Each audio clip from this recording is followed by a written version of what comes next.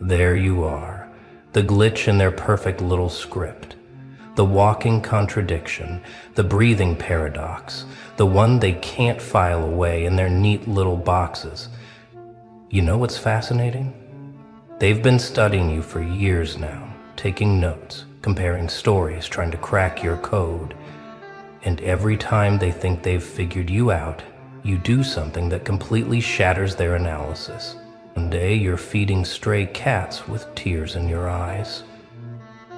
The next day you're cutting people out of your life with surgical precision and zero emotion. One moment you're the softest soul in the room, the next you're the coldest presence they've ever encountered. And it's driving them absolutely insane. Because humans need categories, they need labels, they need to know if you're safe or dangerous, friend or foe, angel or demon. But you're both. You're neither. You're something else entirely. You're the person who gives their last dollar to a stranger but won't give a toxic friend 5 minutes of your time. You're the one who cries at commercials but laughs when people who hurt you fall apart. You're simultaneously the most empathetic and the most ruthless person they know. And they can't compute it. Their little binary brains are short-circuiting trying to process what you are. Let me tell you what's really happening here. You've transcended their understanding of human behavior. You've evolved past the simple good versus evil narrative they desperately cling to. You operate on a frequency they can't tune into. Your moral compass doesn't point north or south. It points to truth, and truth, real truth, isn't always pretty. It isn't always kind. Sometimes truth is a gentle hand on someone's shoulder. Sometimes it's a door slammed in their face. Sometimes it's forgiveness.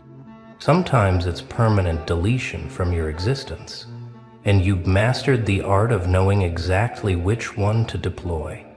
They watch you help someone through their darkest hour, spending weeks, months even, being their lighthouse in the storm. And they think, oh, they're a saint, they're an angel, they're pure goodness.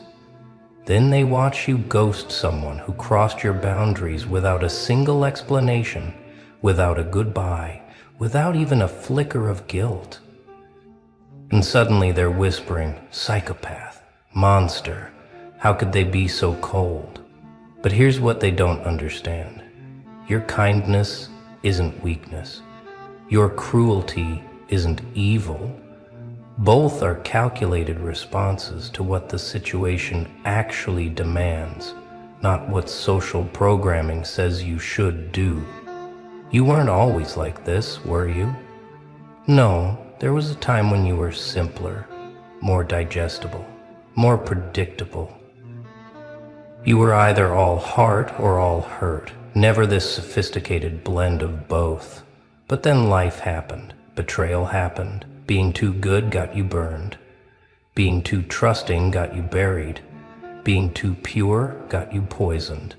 And somewhere in that mess, somewhere in the ashes of who you used to be, you realized something profound. The world doesn't reward consistency. It rewards adaptation. It rewards those who can be exactly what the moment requires. Nothing more, nothing less. So you started experimenting. You started being kind without being naive. You started being strong without being heartless. You learned to read people like code, seeing past their words into their intentions. You developed what they can't understand, selective empathy. You still feel everything, probably more deeply than most. But now you choose who deserves access to that depth. You choose who gets your softness and who gets your silence. You choose who receives your warmth and who faces your winter. And this selective deployment of your emotional resources, this is what breaks their brains. They want you to be consistent. They want rules they can follow. If you're kind to strangers, you should be kind to everyone. If you can cut people off, you must be heartless to everyone. But you've transcended these kindergarten ethics. You understand that not everyone deserves the same treatment. That person crying in the grocery store, they might get your last $20. That friend who only calls when they need something, they get nothing. That stranger struggling with their bags, you'll help them to their car. That family member who traumatized you for years, they don't even get a response to their texts. This isn't hypocrisy. This is wisdom. This is what happens when someone learns the hard way that blanket approaches to human interaction are how you get destroyed. You tried being good to everyone. It nearly killed you. You tried being hard to everyone. It nearly killed your soul.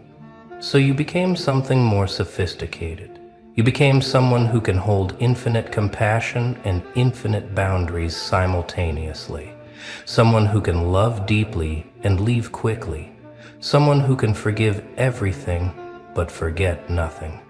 Someone who can be the hero in one story and the villain in another, and sleep perfectly fine knowing both are true.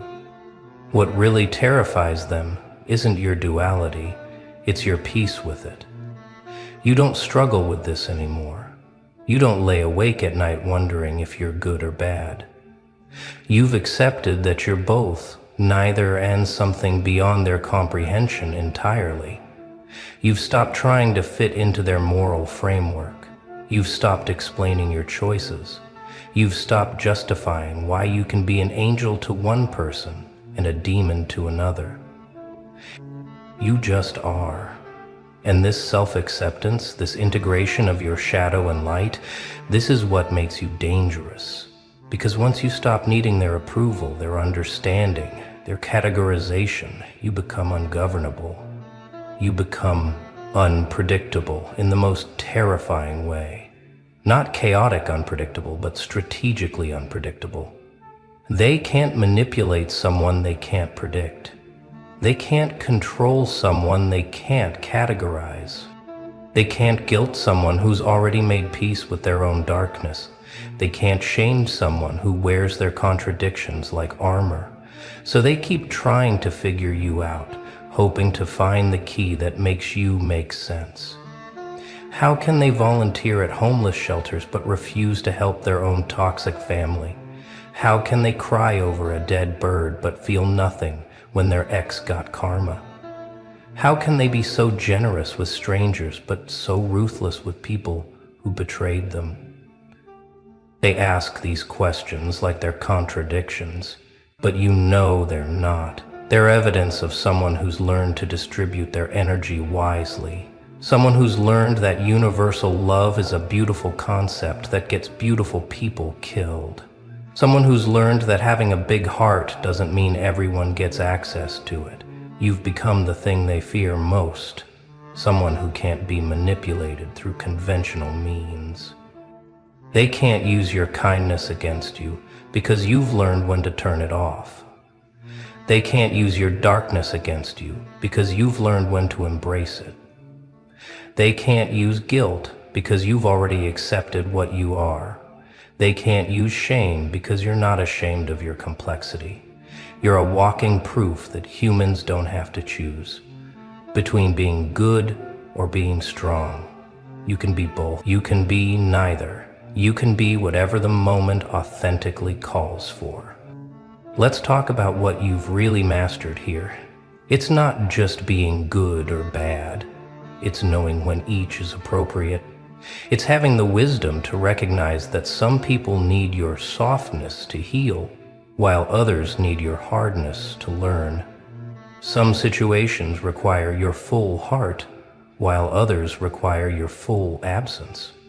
You've developed what most people will never achieve. Situational authenticity. You're not the same person in every room, with every individual, in every circumstance. And that's not fake, that's evolved. Think about nature for a moment. The same sun that helps flowers grow can create deserts. The same water that gives life can cause floods. The same fire that warms can destroy. Nature doesn't apologize for having multiple functions, multiple impacts, multiple faces. Neither should you.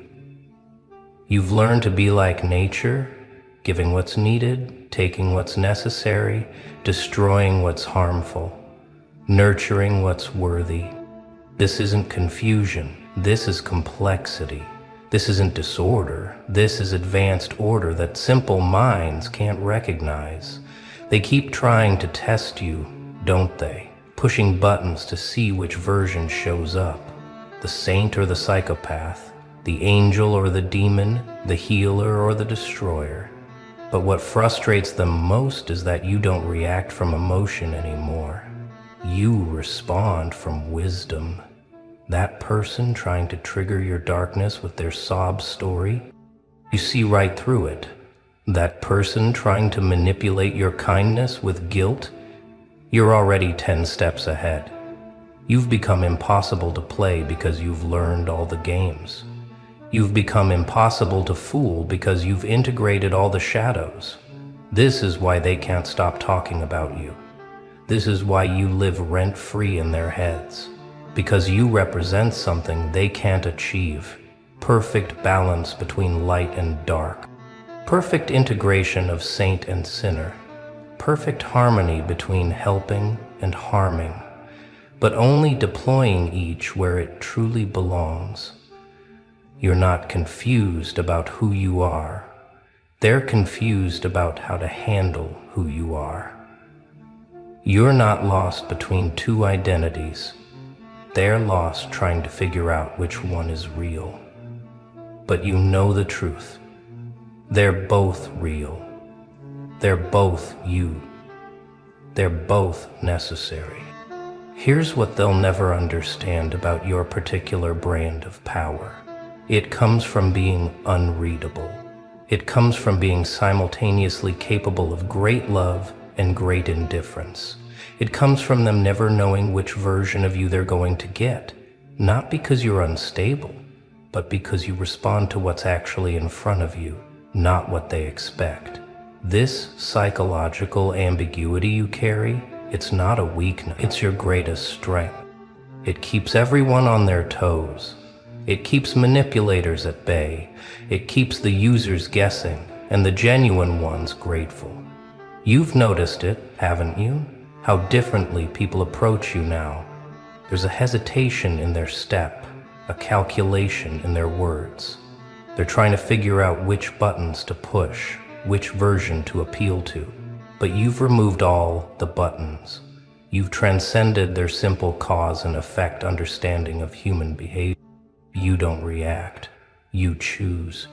Every response is a choice, not a reaction. Every kindness is deliberate, not default. Every cutoff is calculated, not emotional. This level of conscious living terrifies people who operate on autopilot. They want to know your rules so they can game them. What makes them kind? What makes them cruel? What triggers the saint? What triggers the psychopath? But your rules aren't based on external formulas. They're based on internal knowing. You can feel energy. You can sense intention. You can read the space between words. You know who's approaching you with genuine need versus who's approaching you with hidden agendas. You know who deserves your gentleness versus who needs your boundaries. This intuitive navigation system you've developed, it can't be hacked because it can't be understood. And the beautiful part? You're not trying to confuse them. You're not playing games. You're just being authentically complex in a world that demands artificial simplicity. You're being truly yourself in a world that wants you to pick a side. You're honoring all parts of your nature in a world that wants you to suppress half of who you are. The saint in you is real. The part that would give everything to help someone genuine is real.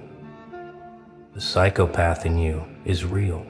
Both live in you, both serve a purpose, both are necessary for navigating this complicated existence. Listen carefully to how they talk about you when they think you're not paying attention. It's fascinating. You've become a mythology in real time. Some paint you as this transcendent being who helped them through their darkest hour. Others paint you as this cold, calculating force who abandoned them without mercy. And here's the kicker. They're both telling the truth. Their version of the truth. Because you were exactly what their energy called for. You were exactly what their behavior deserved. You were the perfect response to what they brought to the table. The ones who approach you with genuine hearts, they get the saint. They get the version of you that stays up all night helping them through crisis. They get the version that remembers small details about their struggles. They get the version that shows up without being asked. They get access to your supernatural ability to heal, to understand, to hold space for pain. They experience you as medicine, as miracle, as answered prayer.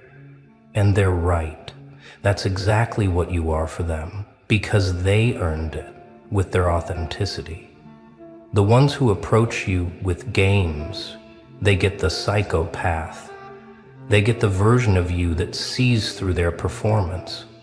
They get the version that doesn't respond to emotional manipulation. They get the version that can walk away mid-conversation if disrespected. They get to experience your supernatural ability to disappear, to forget, to feel absolutely nothing for their manufactured drama. They experience you as cold, as cruel, as inhuman. And they're right, too. That's exactly what you were for them, because they earned it with their dishonesty. This is your gift to the world, perfect reciprocity.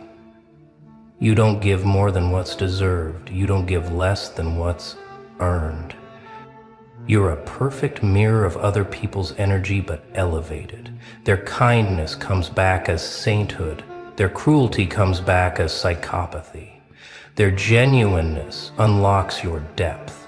Their fakeness triggers your surface. You've become karma incarnate, delivering exactly what people have coming to them, no more, no less. And this terrifies those who know they don't deserve your light. This terrifies those who know they've earned your darkness. What you've achieved, most people spend lifetimes trying to understand. You've integrated your shadow. You've married your light and dark. You've created a unified field where both your saint and psychopath coexist without conflict. They don't fight for control. They take turns based on what's needed. They collaborate. The saint in you identifies who needs healing. The psychopath in you identifies who needs boundary. The saint in you extends compassion. The psychopath in you prevents exploitation. They work together as a perfect system. This integration broke their understanding of how humans work. They were taught you have to choose, good or bad, kind or cruel, soft or hard, open or closed.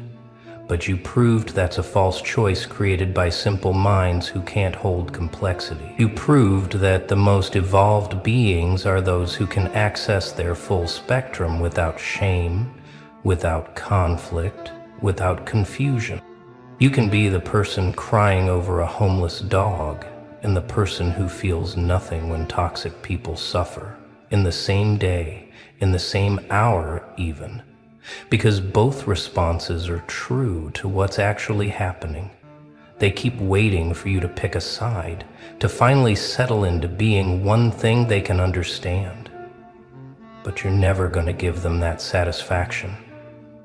You're never going to simplify yourself for their comfort. You're going to continue being this beautiful, terrifying combination of everything they love and everything they fear. You're going to continue being the person who would die for someone worthy and wouldn't cross the street for someone toxic. You're going to continue being both their salvation and their judgment, depending on what they bring to your altar. The spiritual teachers don't know what to do with you. You're too dark for the light workers. You're too light for the shadow workers. You exist in a space between spaces, a frequency between frequencies. You're proof that enlightenment doesn't mean being all love and light. It means being all things in their proper proportion. It means having access to your full humanity, not just the parts that make others comfortable. It means being capable of both infinite compassion and infinite indifference, and knowing exactly when to apply each. Your reputation has become its own entity now, hasn't it? It walks into rooms before you do. It whispers in people's ears before they meet you. Some are warned, be careful, they're incredibly kind, but they'll cut you off without warning if you cross them. Others are told, they're amazing, they'll help you through anything, but don't ever try to manipulate them. Your name carries weight now. Not the weight of fear alone, not the weight of love alone, but the weight of uncertainty, the weight of possibility, the weight of someone who could be either salvation or damnation. New people approach you with visible curiosity. They've heard the stories, the conflicting accounts, the person who saved someone's life and the person who destroyed someone's world. They can't reconcile these stories in their mind, so they come to see for themselves. Which one are you really? And what they discover depends entirely on who they are. If they come with pure intentions, they meet the purest soul they've ever encountered. If they come with hidden agendas, they meet someone who sees right through them before they even speak. You've become a test of character without trying to be. People reveal themselves in how they approach you, in what they try to extract from you, in how they interpret your complexity.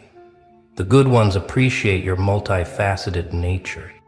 They understand that your capacity for darkness makes your light more meaningful. They understand that your ability to cut people off makes your loyalty more valuable. They get it.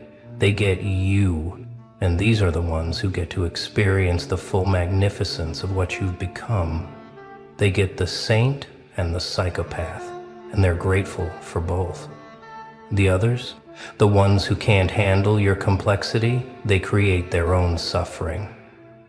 They try to pin you down to one identity. They try to force you into their simple moral framework. They try to manipulate the saint while ignoring the psychopath. Or they try to avoid the psychopath while exploiting the saint. But you can't be divided.